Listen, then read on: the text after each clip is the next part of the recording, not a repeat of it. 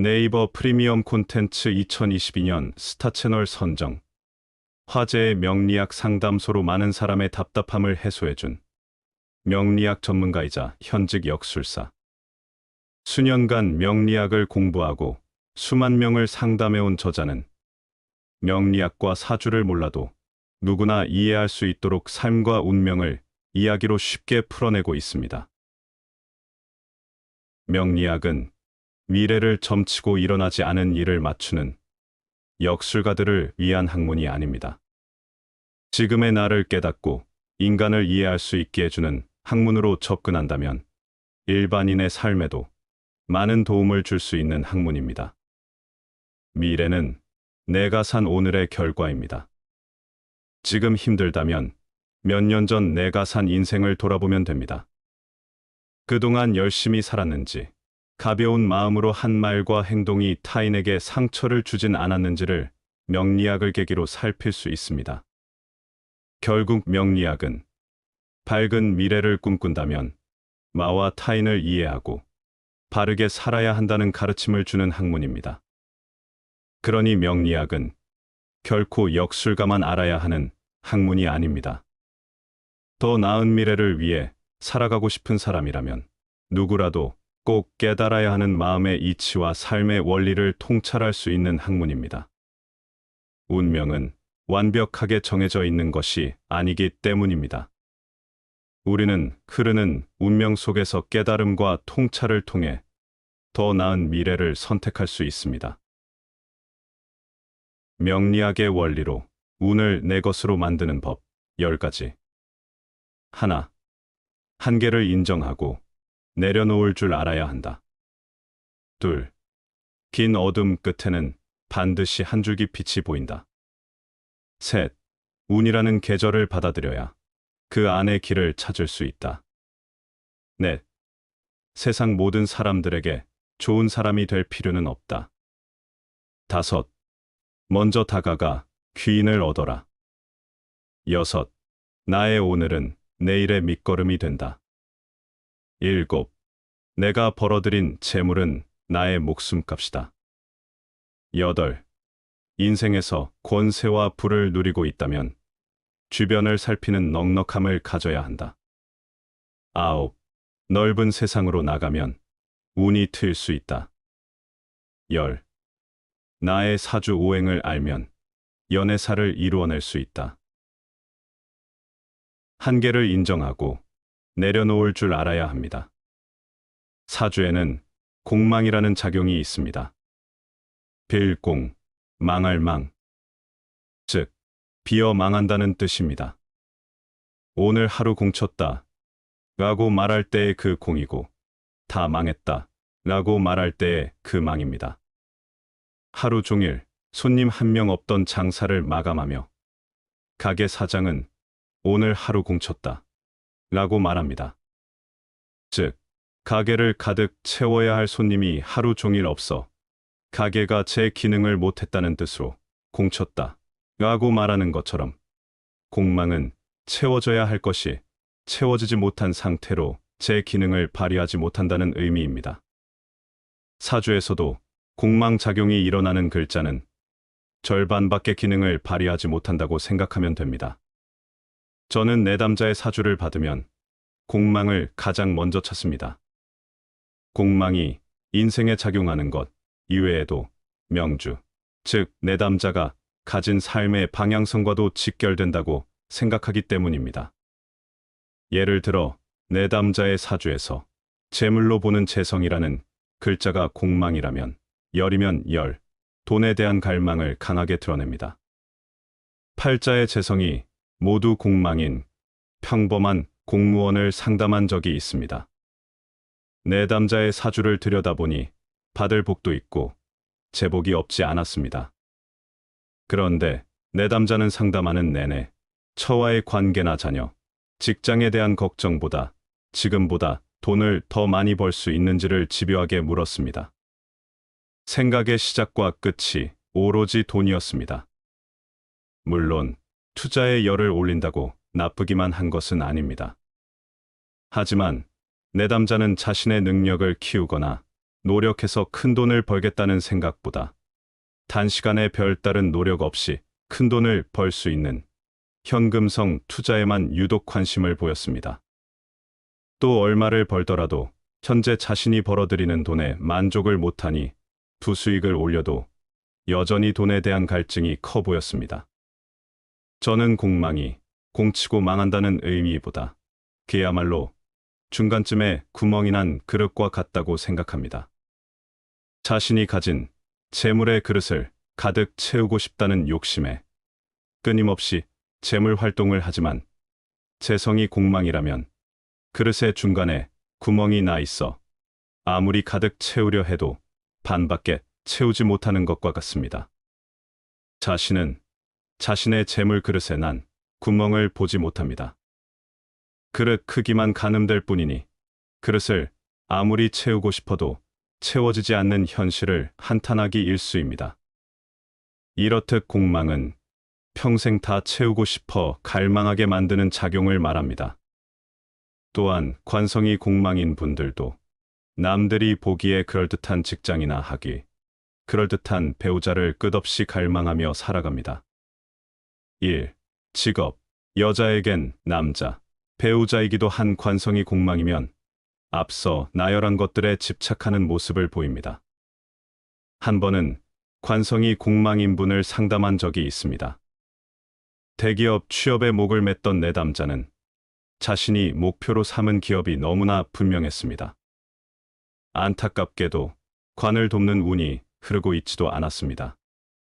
저는 취업이 너무 안 된다고 호소하는 내담자에게 조금만 눈을 낮추면 취업이 된다고 말했습니다.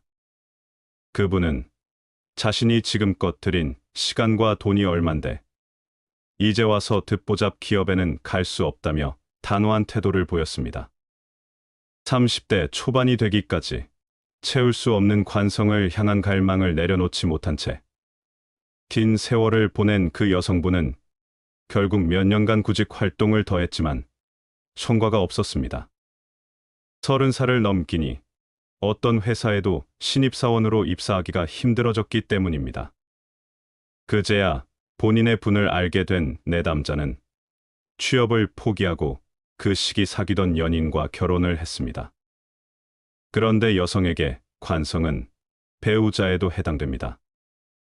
내담자는 관성이 공망이다 보니 자꾸만 사고를 치는 배우자를 만나 배우자 덕도 보질 못했습니다. 그러다 보니 자신이 고만고만한 직장이라도 취업했다면 지금의 배우자를 만나지 않았을 거라고 한탄했습니다.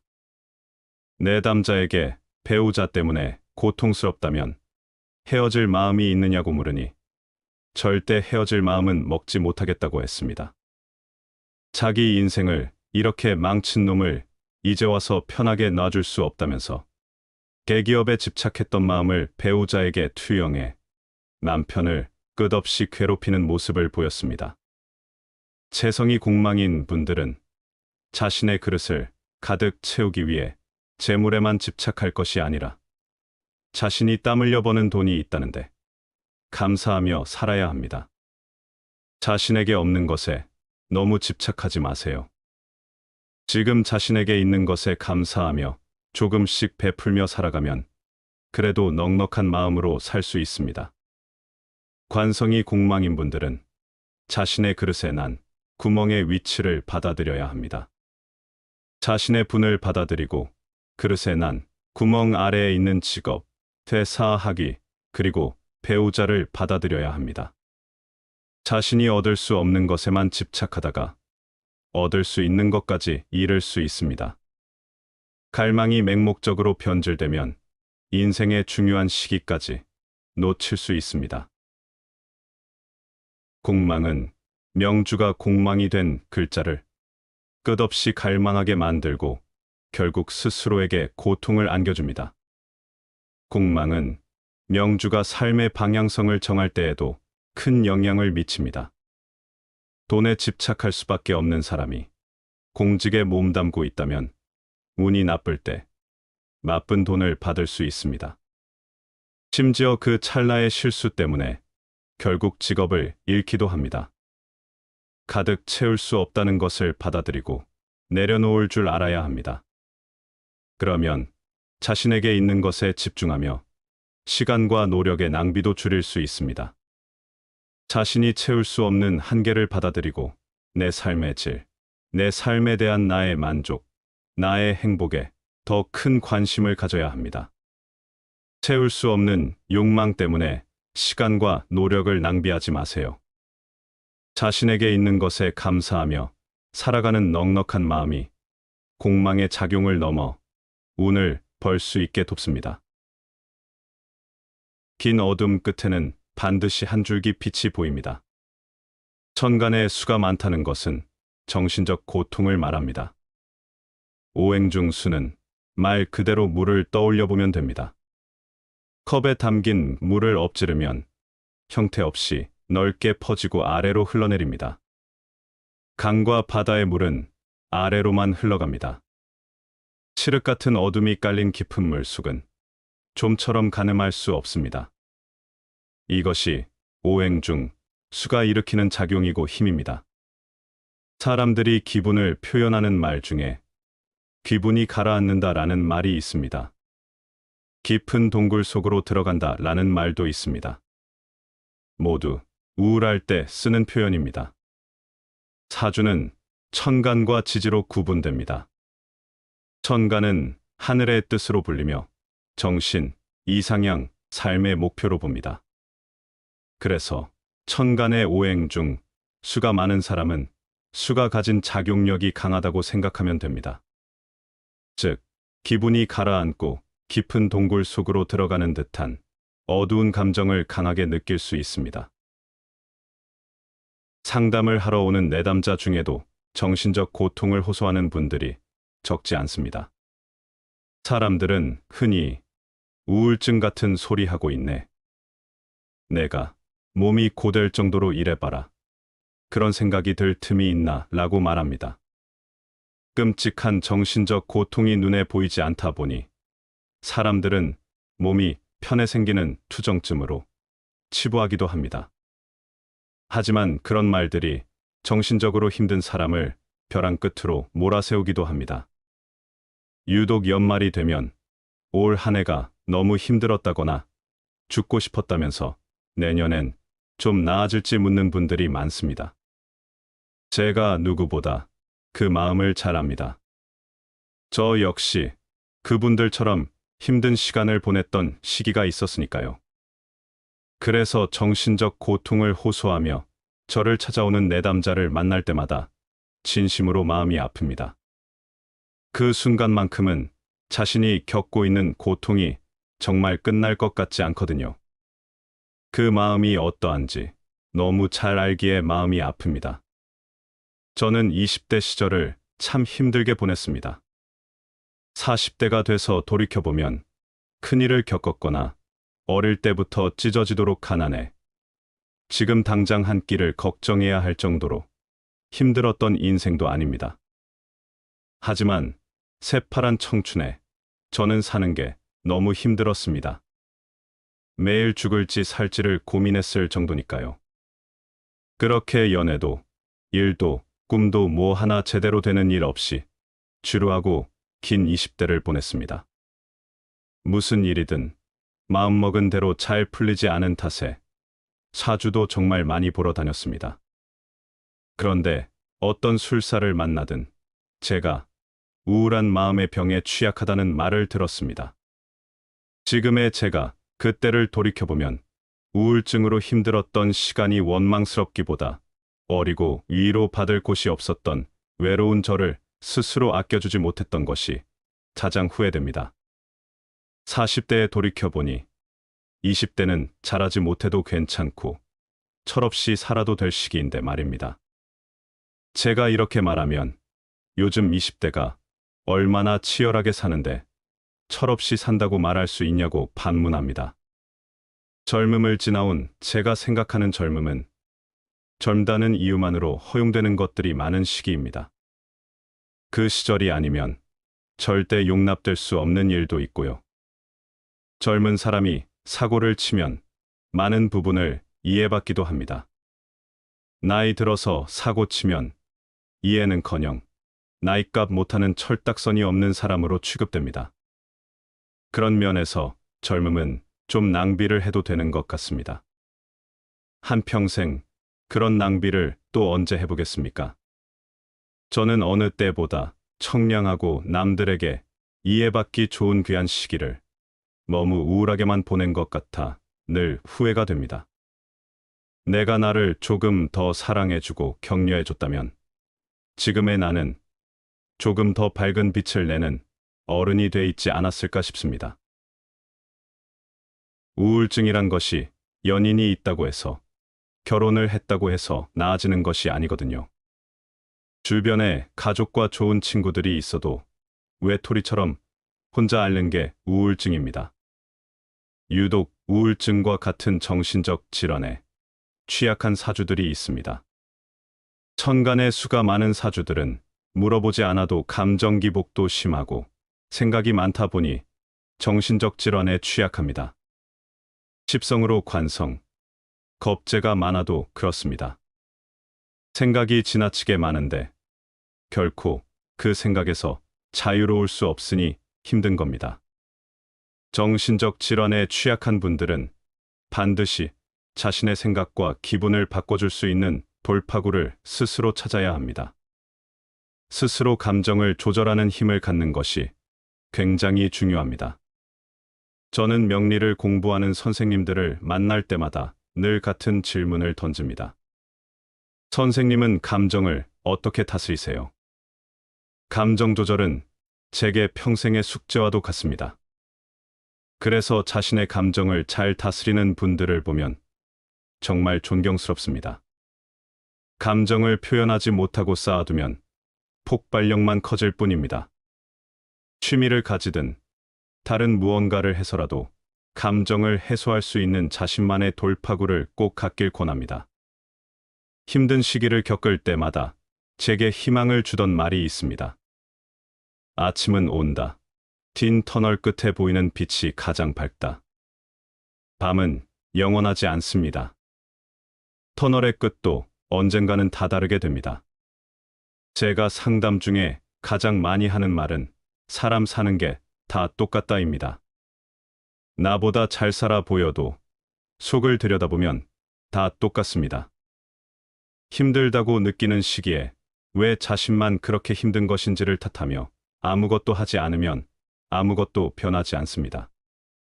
어쩌면 가장 힘든 순간에 가장 쉽게 열심히 할 수 있는 것은 자신의 내면을 갈고 닦는 공부입니다.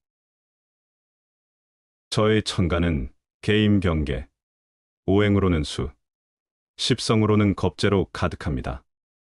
저는 어린 시절 강압적이고 도무지 소통할 수 없을 만큼 일방적인 부모님께 이해받지 못한다는 생각에 끝없이 힘들었습니다. 성인이 돼서는 이루고 싶은 꿈을 좇으며 힘든 시기를 보냈습니다. 제가 그토록 꿈을 쫓았던 이유는 어쩌면 이해받고 싶다는 간절함이었던 것 같습니다.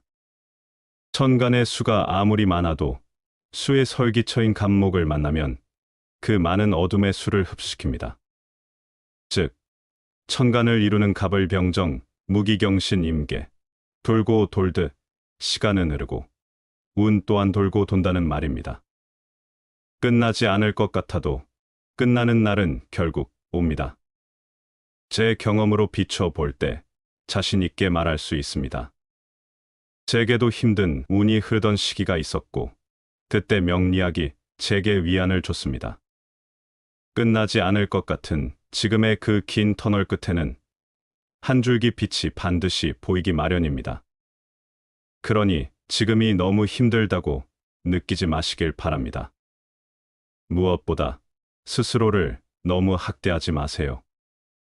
누구보다도 자신을 많이 아끼고 사랑해 주길 바랍니다. 지금의 고통을 견딘 시간은 분명 자신에게 반가운 운이 찾아왔을 때 도약할 수 있는 힘이 돼줄 것입니다. 행운이나 운명이라고 할 때 운은 움직일 운입니다. 운은 머물러만 있지 않고 움직입니다. 그러니 힘든 시기도 반드시 끝나고 좋은 운도 영원할 리 없는 겁니다.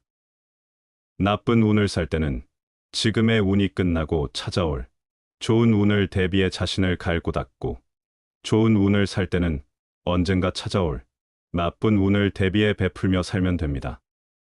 언젠가 시작될 운을 위해, 언젠가 끝날 운을 위해 움직여야 합니다.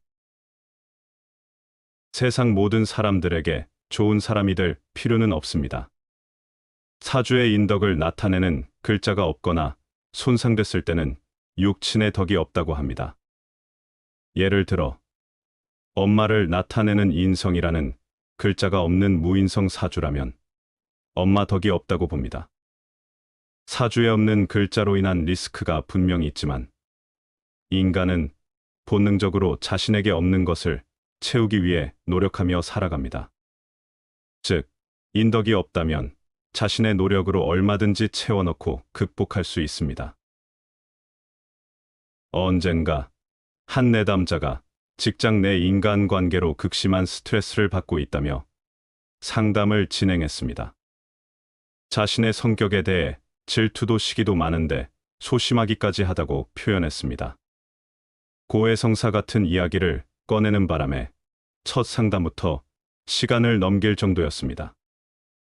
이후에도 마음이 답답했는지 3번이나 저를 찾아왔습니다. 특히 이직 후에 새롭게 만난 동료들과의 관계 때문에 여전히 힘들어했습니다. 그분의 이야기를 가만히 들어보니 직장 생활을 하며 만나고 부딪히는 동료들의 반응 하나하나까지도 무척 신경을 쓰고 있었습니다.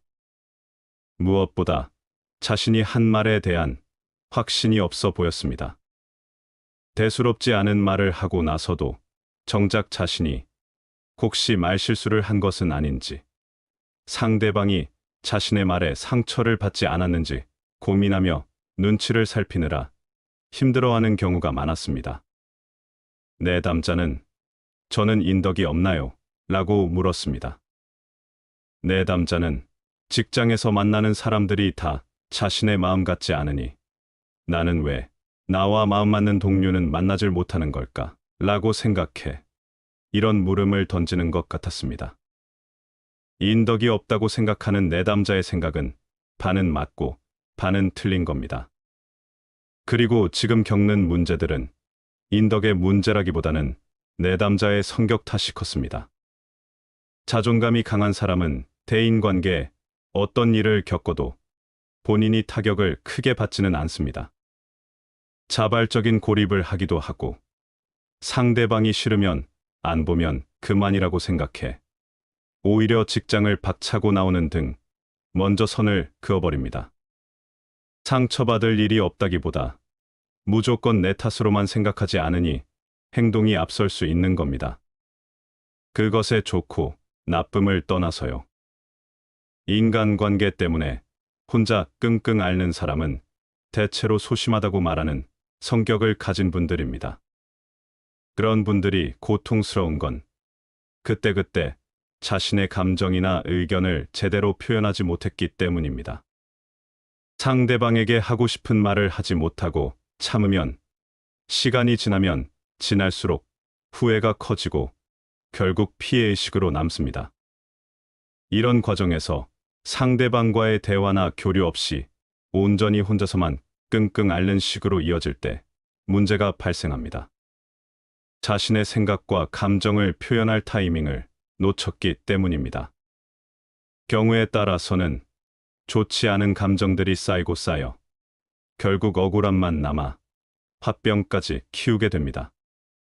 감정을 남김없이 표현한다고 해서 좋은 건 아니지만 다스려지지 않은 감정들을 억누르기만 하는 것도 좋지 않습니다. 감정을 억누르는 것은 다른 누구도 아닌 스스로가 자신을 감정적으로 혹사시키는 가혹행위라고 생각합니다. 스스로 소심하다거나 할 말을 못하고 산다고 생각하는 사람들은 상대의 행동이나 반응에 초연해질 필요가 있습니다. 상대방의 행동과 말 하나하나에 의미를 부여하고 혹시 저 사람이 나를 나쁘게 보는 건 아닐지 지나치게 의식한다면 결코 인간관계에 도움이 되지 않습니다. 눈치를 보는 행위 자체가 스스로를 을의 입장으로 만들어버리는 행동입니다. 관계를 개선하고 싶다면 먼저 나 자신의 행동과 말에 자신감을 가질 필요가 있습니다. 무조건 상대의 눈치를 보고 맞출 게 아니라 무엇이 문제인지부터 정확히 알 필요가 있습니다. 정말로 상대가 자신과의 관계에서 문제를 느끼는지부터 짚어봐야겠지요. 살아가면서 늘 좋은 사람이 되어야 할까요? 누구라도 세상 모든 사람에게 좋은 사람으로 살아갈 순 없습니다. 어차피 타인에 대한 평가는 주관적입니다. 인간에 대한 판단은 절대적 1인칭 시점에서 이루어집니다. 내가 다른 누군가에겐 항상 좋은 사람일 수는 없습니다. 다른 누군가와는 관계가 틀어져 천하의 나쁜 사람으로 살아갈 수 있는 겁니다.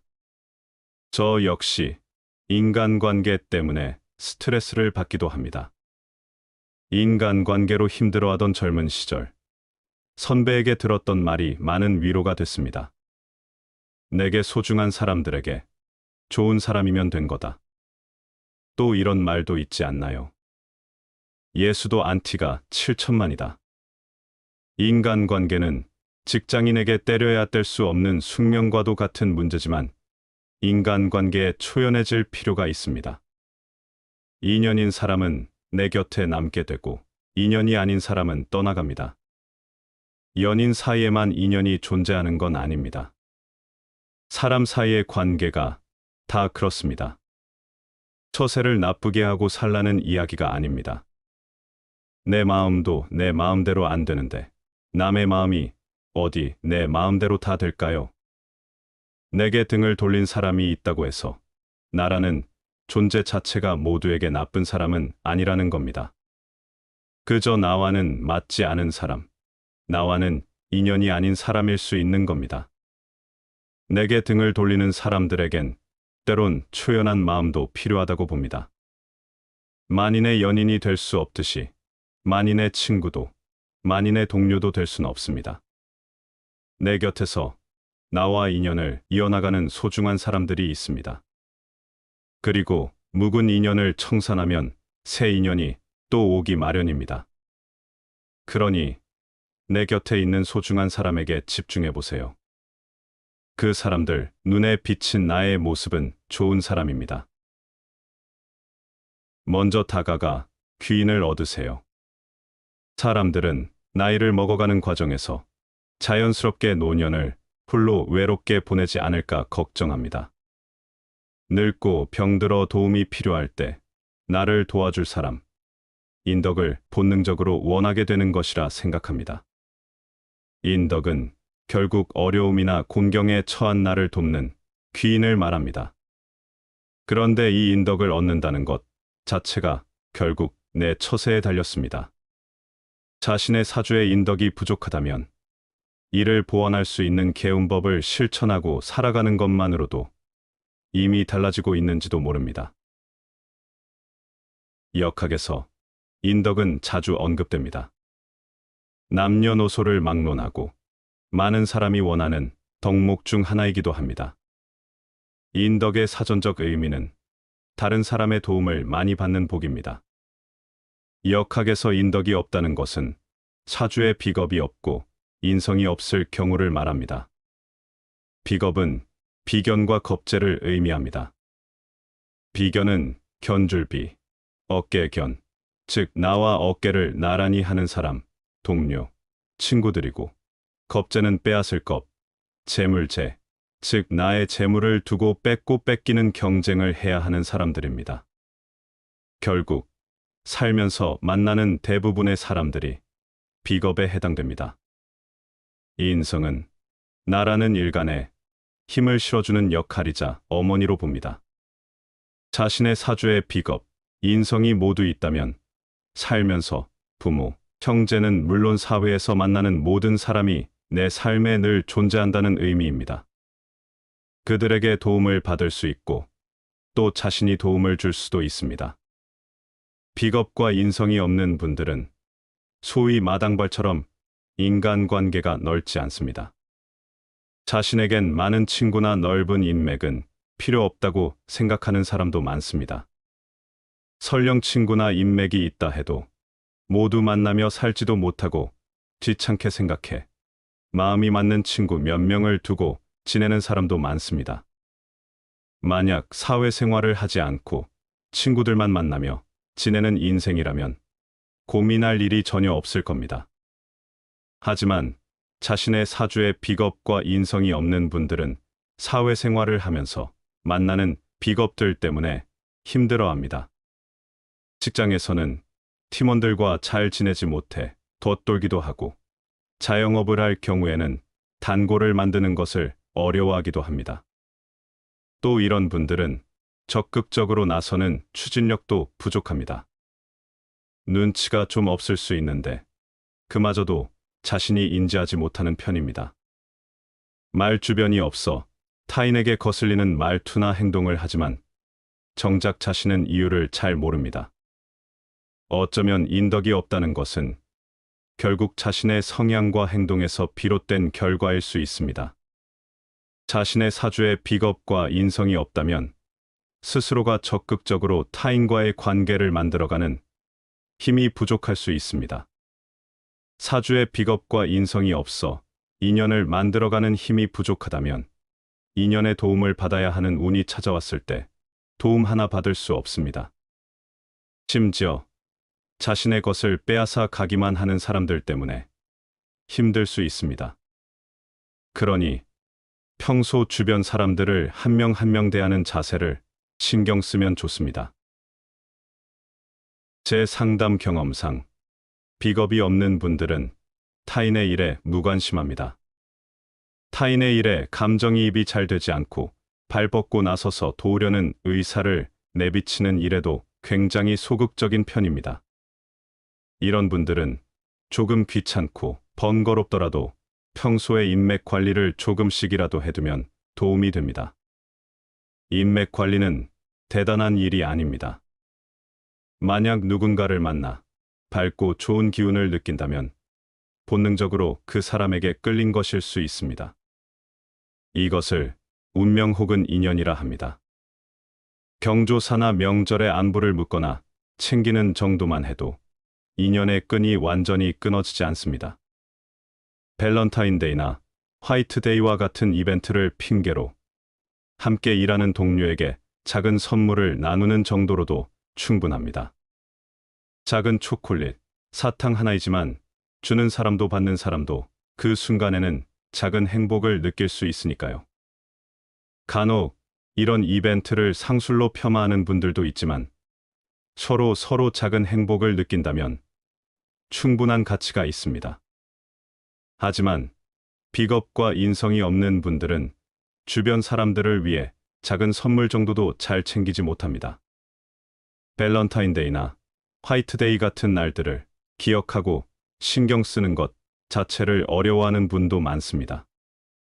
만약 상대방의 도움이 필요한 순간이 찾아오면 평소 인연을 잘 쌓아두지 않은 자신의 결점이 드러나고 말 겁니다. 사실 우리는 자신에게 없는 것을 얻기 위해 평생 노력하며 살아갑니다. 학생이라면 학위를 얻기 위해 시간과 노력을 들여 열심히 공부할 것이고, 사회생활을 하는 사람이라면 돈을 벌기 위해 악착같이 일합니다. 또 인생을 함께 살아갈 배우자를 얻기 위해 노력합니다. 모두 다 자신에게 없는 것을 얻기 위한 노력들입니다. 현재 자신에게 무언가가 없다고 해서 영원히 갖지 못하리라는 법은 없습니다. 자신의 노력 여하에 따라 조금씩 채워가면 자신이 원하는 것을 얻을 수 있습니다. 누구나 어릴 때에는 아무것도 가진 것이 없지만 자라는 동안 많은 것들을 얻기 위해 노력합니다. 또 세상은 혼자 살아갈 수 있는 세상이 아닙니다. 돈을 벌기 위해 조직에 몸담거나 조직을 이끌어 나가려면 자신을 도와줄 타인이 필요합니다. 자영업자가 장사를 할 때도 손님이라는 타인이 필요합니다. 결국 자신이 먹고 살아가고자 한다면 타인이 필요하다는 이야기입니다. 인연을 만들기 힘들고 내버려 둘 것이 아니라 자신이 먼저 나서서 인연의 끈을 잇기 위해 노력해야 합니다.